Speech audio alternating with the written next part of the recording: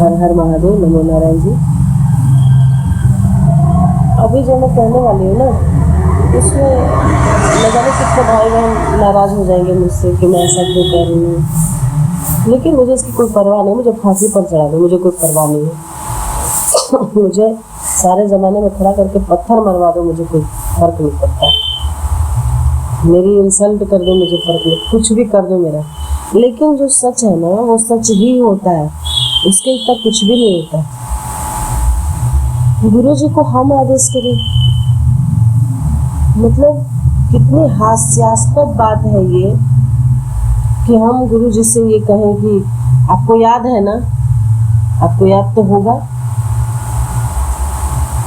श्री सद्गुरुदेव भगवान जी ब्रह्मांड के नायक है, ब्रह्मांड के सृजनहार हैं, और उनको याद होगा कि नहीं होगा।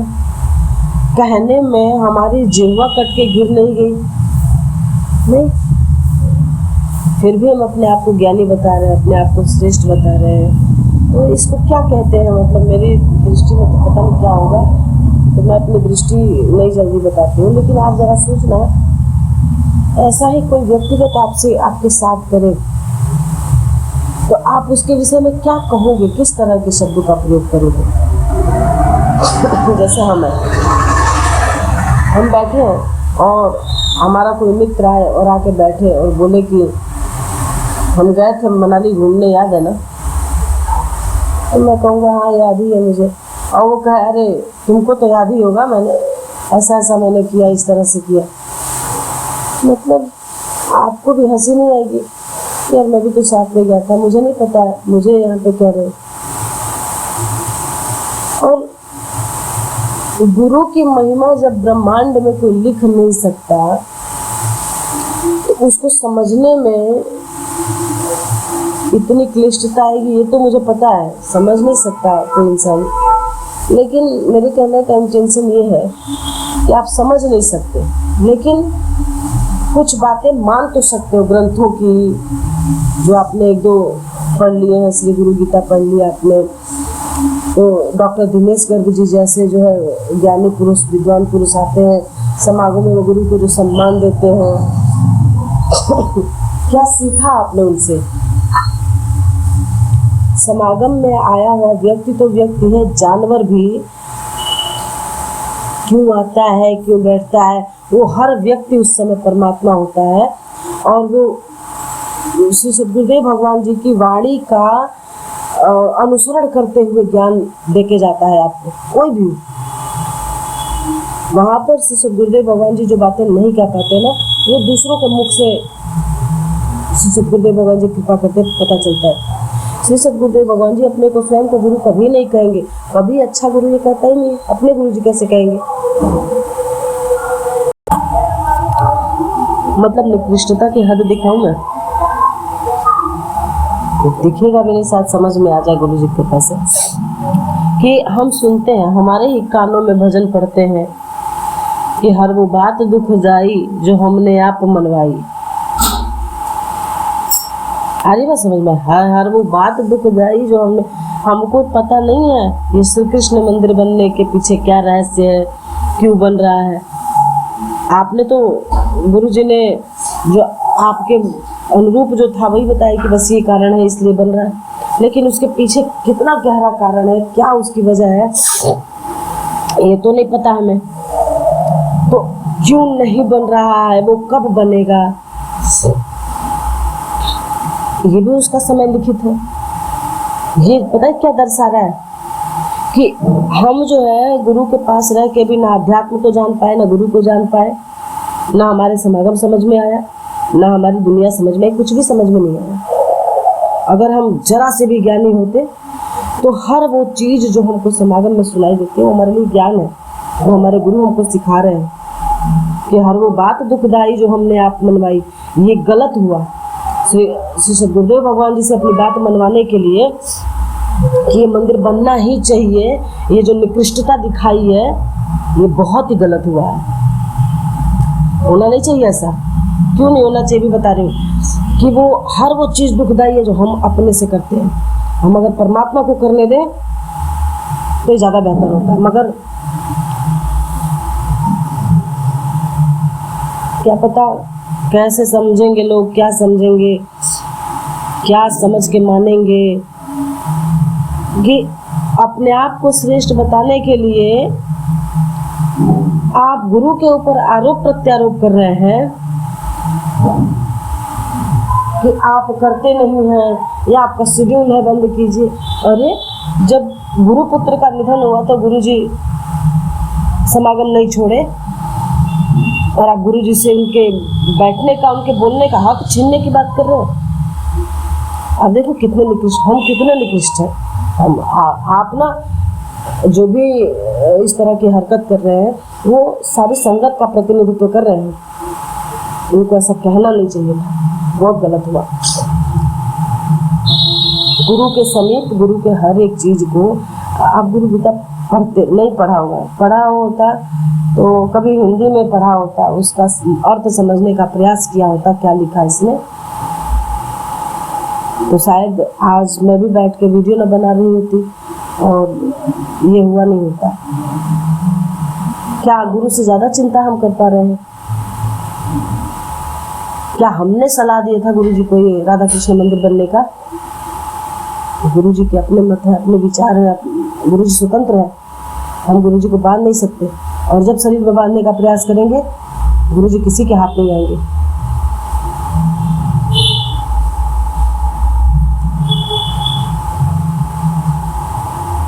गुरु गीता में ही आप समझो सेकंड अध्याय में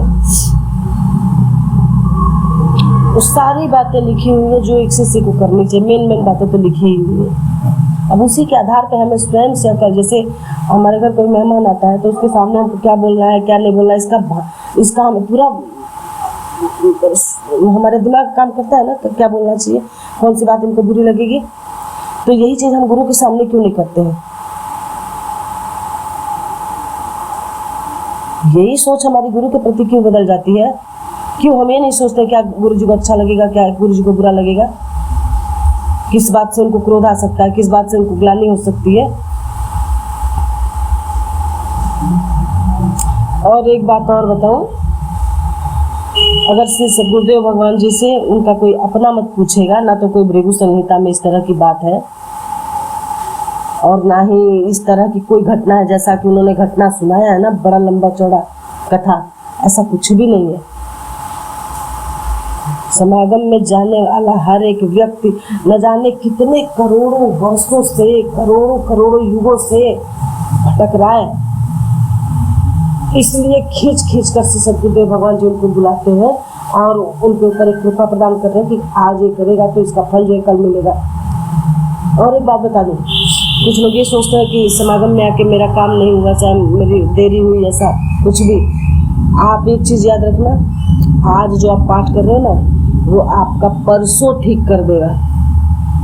आज तो जो हो रहा है असर आपको पता नहीं चल रहा है, लेकिन ये आपका आज और कल तो ठीक कर ही रहा है, मगर परसों भी ठीक कर रहा है, क्योंकि आज का आपका किया कर्म परसों आपको फल बन के मिलेगा और वो अच्छा या बुरा हो सकता है। इसलिए श्री सद्गुरुदेव भगवान जी का पाठ ध्यान से, मन से, पूरी श्रद्धा से करना चाहिए कि जो हम कर रहे हैं इसका फल हमें बाद में प्राप्त होगा।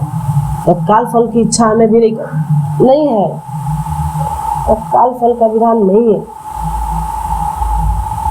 तत्काल फल का विधान भी तब होता है जब ये करोड़ों वर्षों से, करोड़ों युगों से चल रहा होता है, तो किसी युग में तत्काल जो है कृपा हो जाती है। लेकिन जब शुरुआत ही अभी से है तो निश्चिंत होकर बैठे रहो। गुरु जी ने ऐसी बहुत सी कहानियां सुनाई हैं, ऐसी कथाएं कही हैं। एक ब्राह्मण और एक नीची जाति का कोई व्यक्ति था जो दोनों बैठ के तपस्या कर रहे थे पीपल के पेड़ के नीचे। वहाँ पे भगवान विष्णु जी ने भेजा नारद जी को कि जाइए देख कर आइए इन दोनों में से क्या है। तो आए और पंडित के पास पहले गए नारद जी। उन्होंने पूछा कि क्या कर रहे हो? बोले तपस्या कर रहे हो भगवान को पाने के लिए। चोर के पास गए, उसने भी कहा इसको देख करके मैं बैठा हूँ, मुझे पता नहीं है इससे करने से क्या होता है। नारद जी गए वापस, फिर भगवान ने भेजा जाओ बोलो कि भगवान कब आएंगे। भगवान नारद जी आए नीचे। पंडित ने पूछा अच्छा ये तो बताइए हमारे भगवान जो है क्या कर रहे हैं इस समय बैठे हुए शेषनाग की सैया पर। तो उन्होंने कहा सुई के छेद में से हाथी पिरो रहे हैं। तो ब्राह्मण को यकीन नहीं हुआ। ब्राह्मण बोल रहे अरे ये क्या कह रहे हैं आप? तो बोले अच्छा बताइए भगवान कब आएंगे? बोले जितने इस पीपल के पेड़ में पत्तियां हैं उतने जन्म बाद आएंगे। ब्राह्मण उठा और अपना पूजा पाठ छोड़ के निकल गया कि इतने जन्म बाद आएंगे, तो इतना जन्म कौन इंतजार करेगा। और वहीं पे जब दूसरे के पास गए, वो भोला वाला आदमी था, मूर्ख था, उसको जब पूछा तो नारद जी ने यही बात वहाँ भी कही कि भगवान जो है, भगवान नारायण जो है सुई के छेद से हाथी पिरो रहे हैं। तो आश्चर्य हुआ उसको, गया अरे हाँ मेरे भगवान ऐसा कर सकते हैं, और कोई नहीं कर सकता, भगवान ऐसा कर सकते हैं। तो बोले कि अच्छा भगवान कब आएंगे? तो उन्होंने बोला कि इस पेड़ पे जितनी पत्तियां उतने युगों बाद आएंगे। तो वो चुप करके बैठ गया, मूर्ख व्यक्ति चुप करके बैठ गया, चलो भगवान आएंगे तो सही कभी, भले ही कितने दिन भी बाद आए। वो बैठा रहा और उसको परमात्मा ने तुरंत दर्शन दे दिए। तो हमारे भाव ही हमारे अच्छे बुरे कर्मों के जिम्मेदार हैं, ये बात याद रखना। हमारा किसके प्रति कैसा भाव है यही फल का निर्धारण करता है। क्यों ही बुरा लग रहा है कि क्या मिला क्या नहीं मिला, हमने अपनी गलतियां क्यों नहीं खोजी? क्या हमने कभी गुरु जी की तरह रहने का प्रयास किया? क्या श्री सद्गुरुदेव भगवान जी ने ये नहीं बताया कि श्री सद्गुरुदेव भगवान जी ने 27 सालों की तपस्या की है? पत्नी को छोड़ के निकल जाया करते थे, हमारी गुरुमा जी अकेले रहती थी, बच्चों को एजुकेशन पढ़ाई का कुछ नहीं पता है गुरु जी को। क्या ये बातें हमने पढ़ी नहीं है, सुनी नहीं है गुरु जी से? क्या ऐसा कोई भी त्याग, तपस्या या फिर कोई ऐसी जो है भगवान को प्रसन्न करने वाली कोई क्रिया, कोई चीज़ हमने की है? बस गुरु जी मिल जाए हमें, गुरु जी हमें सिद्धि दे दे, गुरु जी हमें ये दे दे, गुरु जी हमें वो दे दे, और गुरु जी क्या किए वैसा हम कुछ ना करें। बस हमको मलमल के गद्दे पर लेटे लिटाए 2 सेवक 4 सेवक मिल जाए हाथ पैर दबाने वाले, और बस हम आराम से लेटे रहें। क्यों मिलेगा ऐसे? तपस्या जैसे कोई गुण हमारे भीतर, तपस्वी जैसे अच्छी अच्छी बातें कर लेने से, तो एक्टर तो बड़ा अच्छी बातें करता है भाई, एक्टर से जैसा अच्छा बात तो कोई करता ही नहीं है। बहुत सारे हीरो हीरोइन इसी बात के लिए फेमस है कि भैया बड़ा बढ़िया एक्टिंग करते हैं। ये एक्टिंग से परमात्मा नहीं ना खुश होंगे, हम जैसे पागल लोग खुश हो जाएंगे, बड़ा देख के बड़ा हैप्पी हो जाएंगे, क्या गजब पिक्चर है, बड़ा बढ़िया एंटरटेनमेंट हुआ। भगवान नहीं ना खुश होंगे इससे। कभी ऐसा हुआ हो कि गुरु जी के लिए चलो आज गुरु जी के लिए व्रत रखते हैं, आज गुरु जी के नाम पे हम पूरे दिन नहीं खाएंगे, शाम को मीठा खाएंगे, गुरु जी को अर्पण करके खाएंगे? क्या हमने ऐसा कभी भाव अपने मन में लाया? और हमारी डिमांड्स बहुत बड़ी बड़ी है कि गुरु जी हमें ये दे दे, गुरु जी हमें बताते क्यों नहीं? अरे भाई हर चीज़ की रिक्वायरमेंट होती है। डॉक्टरी की पढ़ाई करके आप इंजीनियरिंग नहीं कर सकते, आध्यात्म की संसार की पढ़ाई करके आप आध्यात्म नहीं जान सकते भैया। ये बात जितनी जल्दी समझ में आ जाए उतना जल्दी अच्छा है। कि हम सोच रहे हैं कि हम नाम भी कमा लें, हमारे चारों तरफ नाम भी हो जाए, हम बेटा बेटी परिवार को लेकर के खुशी भी हो जाए, तबीयत भी कभी ना खराब हो, धन दौलत भी अपार हो जाए, तो भैया और भगवान भी साथ में मिल जाए, ऐसा नहीं होता है। भगवान मिलने के बाद धन जरूर आ सकता है, भगवान के मिलने तक ये संभव नहीं होता। और अगर हमको नाम मिल रहा है, अगर हमको पैसे मिल रहे हैं, अगर कि मेरा एक प्रश्न है भाई साहब आप सब लोगों से कि क्या हमारा मन किया गुरु पूर्णिमा पर कुछ देने का, हम भी गुरु जी को कुछ दें? क्या दिया हमने? 100 101 रुपये, 501 रुपये, 1000 रुपये? क्या हमने कभी ऐसा किया है कि जेब में जितना रहा हो हमने गुरु को अर्पित कर दिया हो? गुरु जी ने तो अपने गुरु जी को किया है, हम भी तो गुरु जी के शिष्य हैं, हमने किया कभी ऐसा?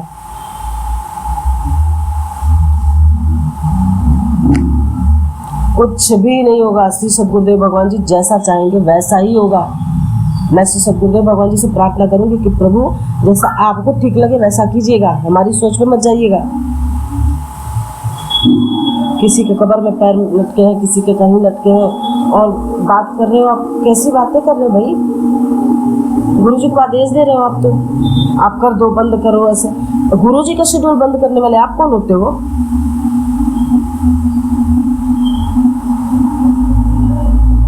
गुरु जी से बिना पूछे शेड्यूल निर्धारित करने वालों को भी मैं कह रही हूँ, और गुरु जी को ये शेड्यूल बंद करने वालों को भी मैं कह रही हूँ, बिना गुरुदेव भगवान की आज्ञा के ये दोनों ही चीजें निषिद्ध है।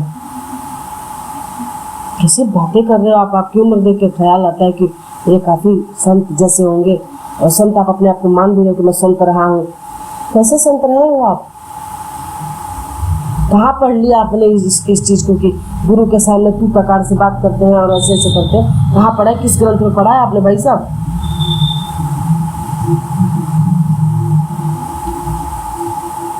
पता है, इसी सब गुरुदेव भगवान जी ने एक कृपा की थी क्या? इसी सब गुरुदेव भगवान जी ने कहा यहाँ पर कोई बच्चा नहीं है, कोई बूढ़ा नहीं है, कोई जवान नहीं है। यहाँ पर श्री सद्गुरुदेव भगवान जी की दृष्टि में वो एक आत्मा है। वो मुझे मतलब मैं किसी का अपमान नहीं कर रही हूँ, किसी को कुछ भी नहीं कह रही हूँ, लेकिन मैं भी शरीर गुरु जी की कृपा से नहीं मानती हूँ, मैं भी आत्मा ही मान रही हूँ। लेकिन कैसी आत्मा है ये?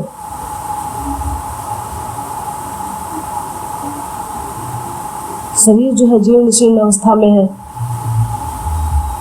2 वक्त का भजन न हो रहा है, 1 वक्त का भजन न हो रहा है। संत हो आप? कैसे संत हो? कितने देर भजन किया?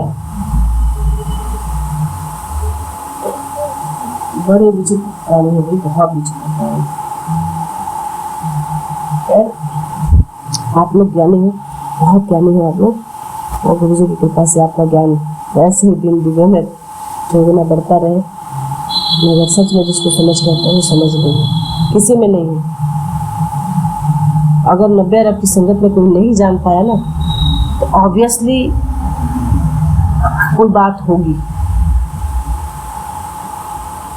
क्योंकि वो समझ नहीं आई है। जिस किसी में वो समझ नहीं आई है, इसलिए वो अभी तक अपूर्ण है। समझ जिसको आ जाते, बहुत से लोग समागम में ऐसे हैं जिनको ज्ञान हो गया, जिन्होंने समागम आना छोड़ दिया। आपको तो चेहरे भी याद नहीं होंगे, बड़े बड़े लोगों के चेहरे याद होते हैं, वो जो शांति से बैठ जाते हैं ना कोने में जाके, उनके चेहरे भी आपको याद नहीं होंगे कि कौन कौन से ऐसे। बहुत सारे लोग, बहुत सारी स्त्रियाँ, बहुत सारे पुरुष ऐसे हैं जिनको ज्ञान हो गया, उसी समागम में बैठे बैठे ज्ञान हुआ और चुपचाप अपने घर को निकल गए, वो कहीं एकांत में बैठे हैं इस समय। आप एक की बात कर रहे हो कि किसी को नहीं पता? बहुतों को पता है भाई साहब। 90 अरब से भी ज्यादा की संगत हो चुकी है इस समय, और आप बात कर रहे हो। क्या बताऊं मैं आप कह रहे हो कोई जान ही नहीं पाया। और अगर लिस्ट बनाने बैठ जाए ना, आप समागमों को ही देखते रहिए, खैर उन तक तो शायद पहुंचना नामुमकिन है। जिन लोगों को ये ज्ञान हो गया परमात्मा का, आत्मा का, गुरु का, जिनको ज्ञान हो गया, वो आपकी दृष्टि में आएंगे ही नहीं। मगर अगर सच में ज्ञान होता ना, तो बहुत सारे लोग ऐसे हैं, गिनती के नहीं है, अनगिनत है, जिनको से सद्गुरुदेव भगवान जी से ज्ञान प्राप्त हो गया। और वो नहीं आएंगे सामने। क्यों आएंगे?